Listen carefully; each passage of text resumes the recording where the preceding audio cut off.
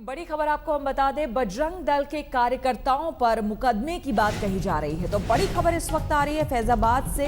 बजरंग दल के कार्यकर्ताओं पर मुकदमे की बात ट्रेनिंग कैंप को लेकर दर्ज हुआ है। दरअसल ये केस ट्रेनिंग कैंप को लेकर, हालांकि राज्यपाल ने सपोर्ट में बातें कही थी, कहा था कि हर तरह का प्रशिक्षण होना चाहिए, लोगों को मिलना चाहिए। सेल्फ डिफेंस जो है वो किसी भी तरह से गलत नहीं है, लेकिन उसके बावजूद जो खबरें आ रही है उसमें बताया जा रहा है कि ट्रेनिंग कैंप को लेकर मुकदमा दर्ज हो गया है। मुस्लिम टोपी में दिखाए गए थे आतंकी।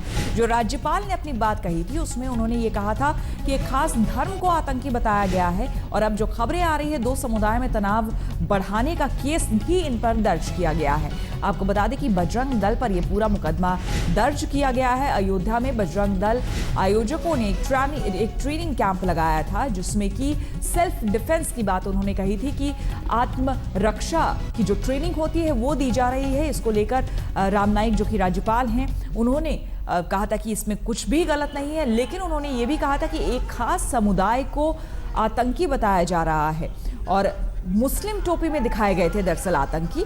इस मामले को लेकर भी मुकदमा दर्ज हुआ है। तस्वीरों में आप देख सकते हैं, ये ट्रेनिंग कैंप की तस्वीरें हैं जिसमें कि आतंकी दिखाए जा रहे हैं। एक मॉक ड्रिल एक तरीके से यहाँ पर हो रहा है। आतंकियों से कैसे निपटा जाए इसका प्रशिक्षण इसमें दिया जा रहा था, और आतंकी जो दिखाए जा रहे हैं वो मुस्लिम टोपी में दिखाए जा रहे हैं। दरअसल इसी को लेकर पूरा विवाद ये सामने आया है। दो समुदाय में तनाव बढ़ाने को लेकर भी इसमें मुकदमा दर्ज हुआ है। बजरंग दल के ये कार्यकर्ता है। अयोध्या में दरअसल ये जो कार्यशाला है वो आयोजित की गई थी। वर्कशॉप एक तरीके से आयोजित किया गया था, जिसमें कि सेल्फ डिफेंस, आत्म संरक्षण को लेकर के ये प्रशिक्षण शिविर यहाँ पर लगाया गया था।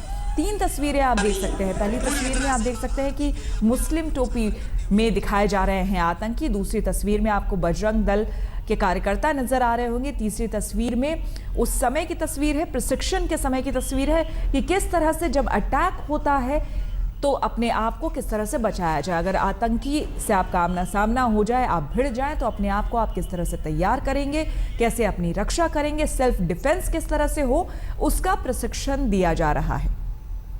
और इन्हीं चीजों को लेकर एफआईआर अब दर्ज हो गया है। स्व संरक्षण के लिए सभी प्रकार की शिक्षा आवश्यक है और देते रहना चाहिए। उसका उद्देश्य क्या है ये महत्व का है, और इसलिए जो खुद का संरक्षण नहीं कर सकता है वो समाज को तो और संरक्षण दे ही नहीं सकता है। और इसलिए स्व संरक्षण यह होना चाहिए, और फिर कोई भी स्कूल हो, कोई संस्था हो, उसमें कोई आपत्तिजनक नहीं है। उद्देश्य क्या है ये उसमें महत्व का होता है।